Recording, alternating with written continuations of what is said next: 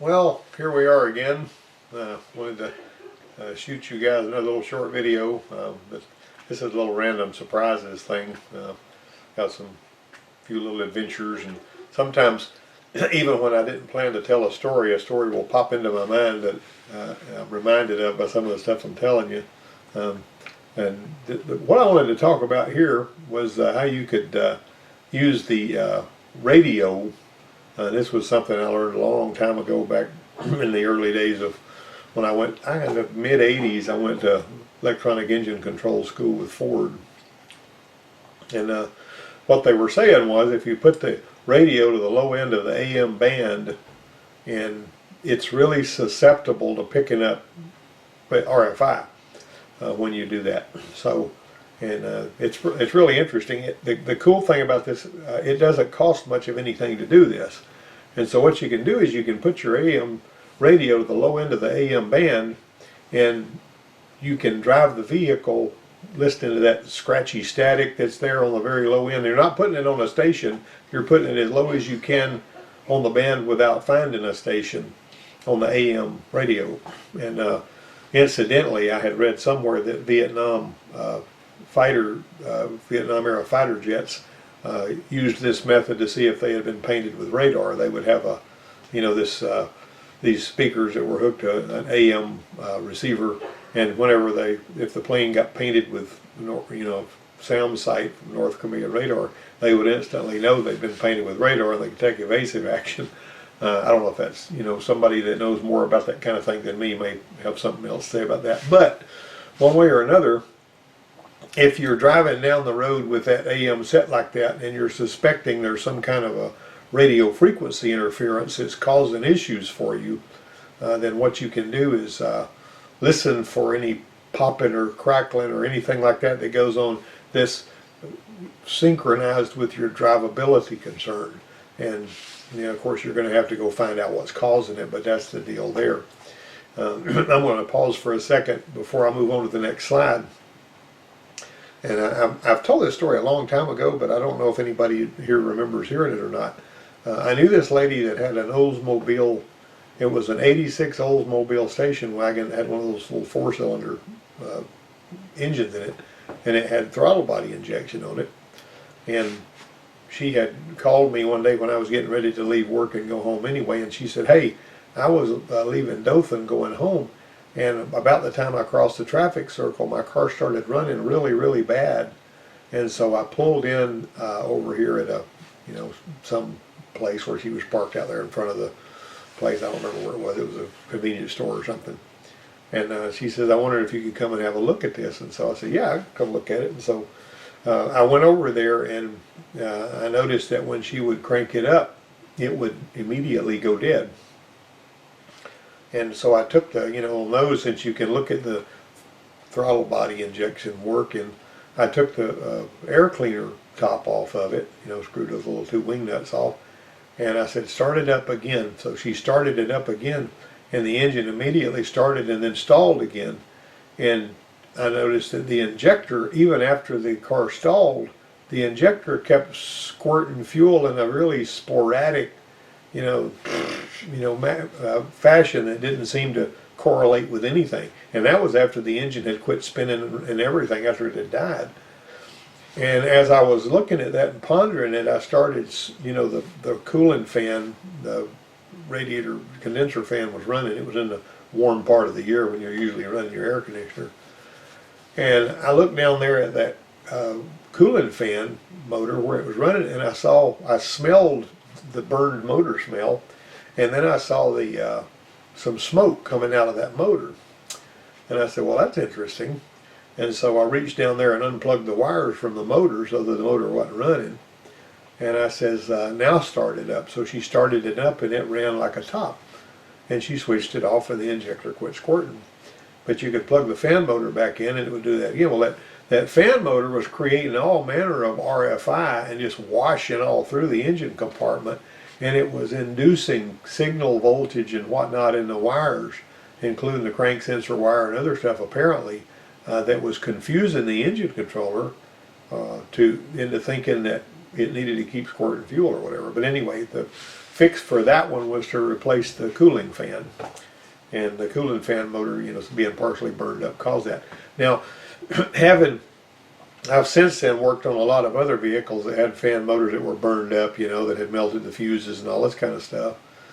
You know, sometimes they'll melt the fuse without blowing the fuse, which is a weird thing that they do too. And but I've never seen another one do that. But we had always been warned that RFI is a big deal, and you need to be thinking about it. You need to be careful. The spark output connector wires on the Ford, the ones that you were supposed to pull that and set the timing on, if the spark output connectors were laying over here next to other wires, it could actually cause it to do wacky things. Also, and you remember all of you old engine motor heads on your Camaros and stuff, you know, you like to put those plug wires on there and run them through all them looms and make them look really pretty. And if you've got two plug wires that are next to each other on the cap and next to each other on the engine and next to each other in the firing order, like 7 and 8 on the old GM, you know, 1843652, if you've got, let's see, excuse me, 1843657, 5 and 7 are right next to each other on that one, and on the Ford it's 154263778, and 7 and 8 are next to one another on the cap and on the engine on the Ford. And if you run those plug wires right next to one another all the way down, the one that's firing earlier will induce a spark in the wire that's not ready to fire yet, and it will fire early and cause a really bad ping, and can even cause piston damage over time on the cylinder that's being fired too soon, you know, because the spark is being induced by the wire running along next to that one. Dodge had a problem with that on some of their trucks where the coil wire was so long. You know, the coil was mounted forward on the right cylinder head, and the coil wire was running right next to a whole bunch of other spark plug wires all the way back there to the distributor cap. And so what we were supposed to do to fix that on the Jeeps and on some of the Dodges was we were supposed to reroute the coil wire so that it was running on the upper side of the valve cover rather than down there where the plug wires were, as I remember right. And that was an inductive issue. You know, but RFI is a problem for vehicles that have all of these sensitive electronics on them. All right, but what you can also do, and I mentioned this before, and you know, even when I went to, like when we would get a new franchise, like we bought the Jeep franchise, and I had to go to some basic schools on that. And then Chrysler bought Jeep, and because we were now Daimler Chrysler, in addition to being Ford and all, I'd already been to electrical schools all over the place. I went to electrical school with Volkswagen and with Mazda and with, you know, with Ford obviously, and then I had to go to one for Daimler Chrysler down in Covington, Louisiana. So I went down there. That was kind of wacky anyway, because I was told before I went down there it was going to be a 2-day class, and so I just took a change of clothes and enough money for a couple of days. And I got down there, and then I found out whenever the class, on the first day of class, they were talking about, this was on a Monday, they were talking about, we're going to be talking about this on Tuesday and this on Wednesday and this on Thursday. I said, wait a minute, I was told this was just a 1-day class. I mean a 2-day class. No, we can't teach this in 2 days, you know. So, oh, good grief. So anyway, I had to stay an extra several days and wash my clothes because it was a long way back home from there.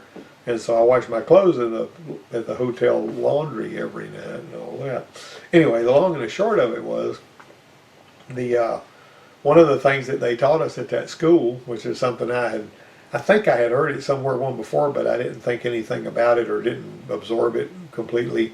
But they were talking about getting a TV remote, an old one. It needs to be an old crummy TV remote that's got really poor shielding, or any device that's poorly shielded that will actually cause the radio to respond to, you know, when you're pushing the buttons on the remote and it's got good batteries in it. All right, so then you take a wire and you run it from the radio antenna, if you can get to the radio antenna, because some Crown Victorias and other vehicles don't have an external radio antenna. It's built into the rear window defrost grid, or, you know, with that or whatever. Even some of the old Chevrolet trucks used to have the little wire in the glass, you know, that had the radio antenna in it. Anyway, if you can get to the radio antenna, you can take a jumper wire and you can hook it to the radio antenna and then go around there to the leg, the protected leg on the, pull the fuse. You know, if you got a fuse that's blowing, and you pull the fuse and you feed that wire without damaging the terminals in there where that fuse is, so that you've got a direct connection between the radio antenna and the circuit that's actually got the short that's blowing the fuse. Then you turn your radio on this low AM band like I was talking about, and you use this little remote for a short finder. You can go follow where you'll know if you look in your shop manual where that wire harness goes, you know, that thing's feeding. And you just go through here mashing buttons, moving along the harness, and when you come to the place where it's shorted to the car body, you'll hear the radio squawking and carrying on. It's kind of like using the radio, the remote for a short finder. Take that with a grain of salt, do whatever you want to with it, but they taught us that at that Chrysler school.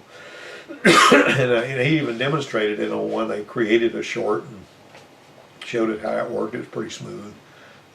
But anyway, all right, so with the radio on, this is what I was talking about, that I followed that through. You know, you can freeze the slide if you want to and all that. Now Katie's Buzz, she had a buzzing radio on her little S10 Blazer. It was a mid-90s model. I don't remember exactly what year it was, but it was one of the ones that had CSFI, and it had that funky flat distributor cap where the wires come out, you know, left and right. And also, those are interesting too, because they've got it fixed so that the way that the cap is configured, you know, you actually have to look at the numbers on the cap to know, to make sure you're hooking the wires up right, and all that. And so she had a buzz in her radio. It wasn't in the tape player, it was just in the radio. And she was annoyed by that, and there were possible sources were the alternator and the ignition system. All right, we'll talk about that a little more in a minute. Well, we actually disabled the charging system. That didn't do anything. It still had the same buzz in it that it had before. So we disabled the ignition while the static was being heard, and the static immediately stopped and the engine died. You know, we just unplugged the little module there while it was going and all that. Now, we'll talk about this here a little bit. That RFI, that radio frequency interference, you might have remembered how this grease, and the old Motorcraft number for that used to be WA10. I keep some of that out here in my toolbox in my garage here at the house, because there's all kinds of stuff you can use that for, even to keep moisture out. My high mount stoplight on my 2007 F-150, when I first got the truck, and it was only a couple of years old, if it rained really hard, water would come in around that high mount stoplight and come inside the truck, just trickling down the inside of the glass. So I got up there and I took that high mount stoplight off, and I smeared a bunch of this silicone dielectric grease on that gasket, and I put it back on, and it has never leaked since then, and that's been like 10 years ago, or 9 years ago, or whatever it was. It was a long time ago, years and years ago. All right, so this grease here was originally just released for ignition systems, and what you would do is you would put it in this boot right here, you know, and it basically helps seal moisture out, but it would also tend to fill up the little spaces in between here and here. And dielectric grease, the nature of it is it does not conduct electricity in any way, shape, or form. And so it basically will block, you know, the electricity. So it's supposed to, what it's supposed to do up in here is it's supposed to block the spark that's the little teeny tiny sparks that are going to happen every time a spark plug fires. If this dielectric grease is filling up those little gaps, then the only place that spark can go through there is the place where the metal is actually touching. It doesn't make a naked blue spark, so that way you don't hear the RFI. This is a funny story too. Back in the late 70s, I did a lot of business at a Delco parts supplier down in Port Arthur, Texas, you know, when I was doing fleet maintenance down that way. And I bought a roll of spark plug wire that they had. It was Delco spark plug wire, and it wasn't carbon fiber. It had actually metal wire in the wire. And then I bought a couple of boxes of terminals, and my idea is I'm going to build these spark plug wires. You know, I'm going to build plug wires. And for some, every now and then I would build some plug wires down there when I was working on that. And my dad, out here at this shop, when I came back, I still had that. When I moved back to Alabama, I still had all that wire and those terminals and everything, and some pliers to crimp them and all that. And so I went ahead and built that a set of spark plug wires for a guy that had a '66 Chevrolet pickup with a straight 6 in it, and put those plug wires on. I tailored them the right length and made them just right and all that. My dad had a radio playing in his shop, and when I built those plug wires out of the spark plug wire, they had metal cores to it. When I fired it up, it was sitting 100 feet away from his shop, but when I fired that thing up, it made so much static on his radio that he came out there to see what was going on. And I was told by somebody, I don't even remember where I read it or where I heard it or whatever, that if the Federal Communications Commission if they knew about this and they knew you were interfering with radio signals, they would come and impound the vehicle and all that. So anyway, I had to stop building spark plug wires out of those doggone metal plug, cores and all. But anyway, long and the short of it is, they always told us that this right here, and one of the weirdest things I ever saw was they'd have us put it on the tip of the rotor for RFI purposes, the rotor, and it would just kind of burn and cook and get crusty and all. But I'd put it on there because that's what the manufacturer, what Ford said to do. Anyway, all right, so I got this SHO Taurus that I was working on, and this guy had a misfire, a bite, boop, boop, boop, boop, boop, misfire in there. And so, it had those plug wires down in the wells, and so I took those plugs out of there, and, it looked like there was, yes, well, one of these is, must be failing or have a lot of times the spark plug will have a crack down between the ceramic and the shell that you can't even see, and it'll cause a bite like that. Of course, plug wires can cause that bite too, and on a normal vehicle that wasn't set up like this one was, I would spray the soapy water on the plug wires, and if I saw lightning jumping out of it, I'd replace, I'd take the according action. Anyway, on this one here, I put a bunch of,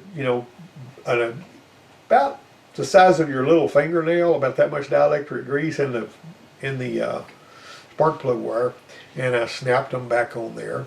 It covered up the problem the guy actually had, which he actually had one of the spark plug wires, the hard shell side of it down in there had breached, and it was popping through. But the dielectric grease temporarily clogged that breach up to the point to where when I drove the car, I didn't feel the bite anymore.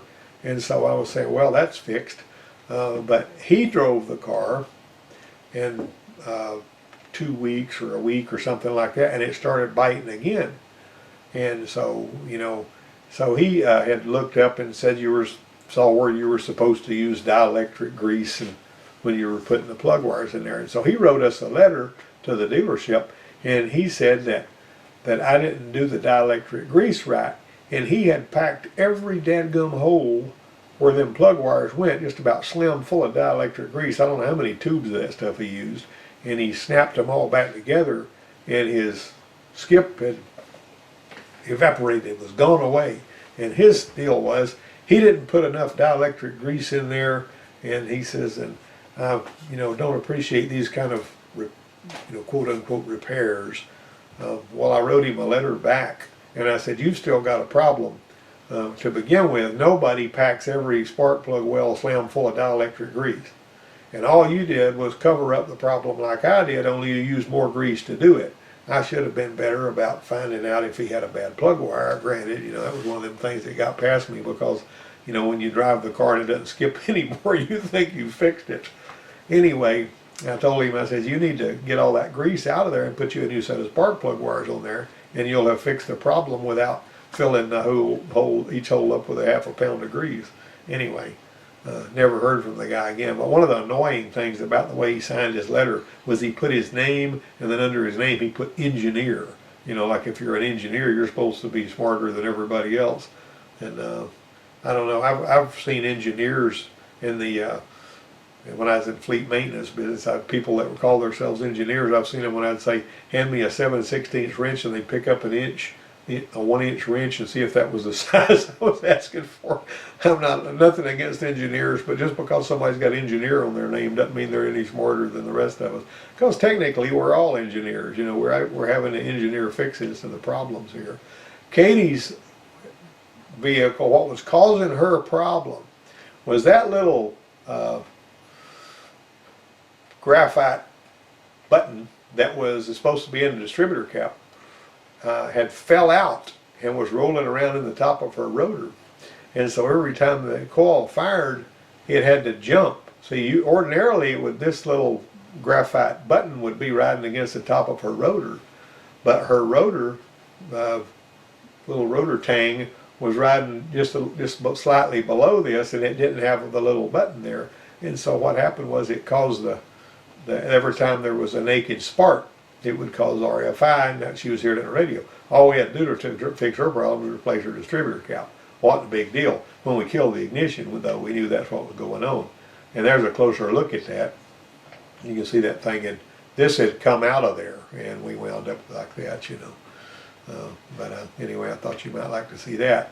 Now, here is an issue with the Crown Victoria. It was a 2003 model, actually belonged to the college, and it was, you might have seen, if you've ever seen one of the most watched videos I have on this channel is where I put a differential seal in this same car.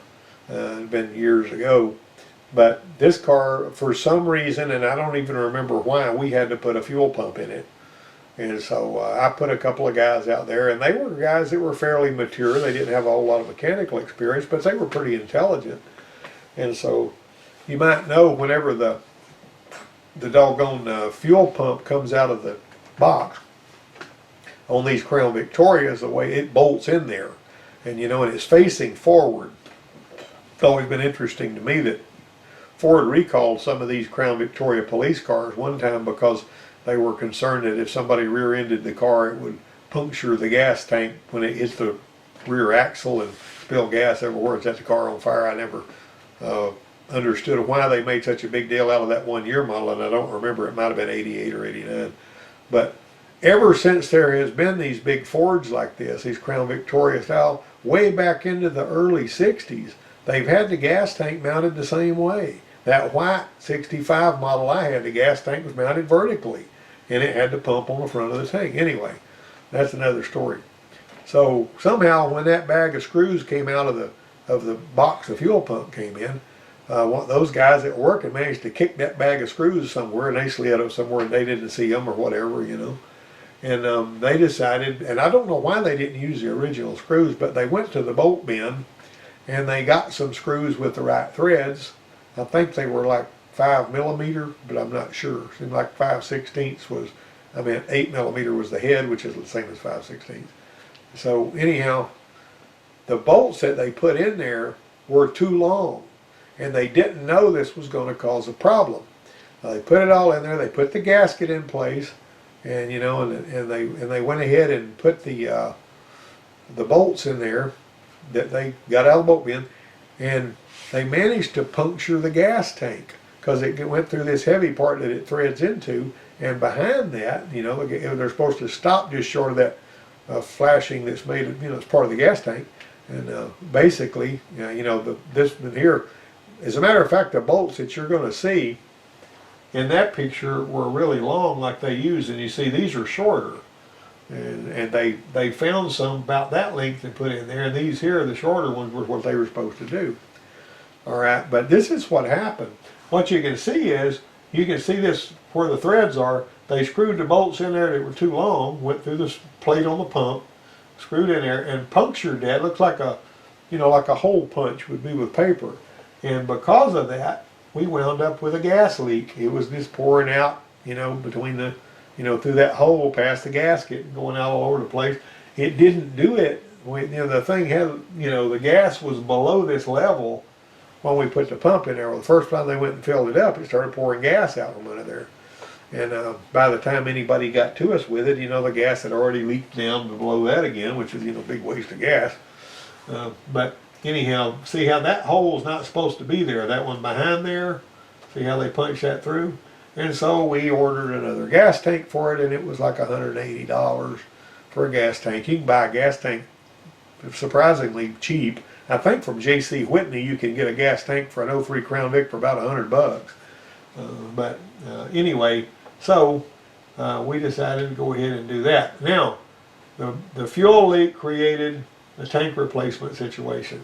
Well, after they put gas in it again, it came back leaking again. And I'm thinking, what in the world is going on now? This is a new tank, it's a new pump, we got the right size bolts, we know we put the gasket back in place, and the right bolts were used, the tank was refilled, the leak was worse. This was getting ridiculous. This was making you think if you maybe just needed to go find something else to do for a living, you know.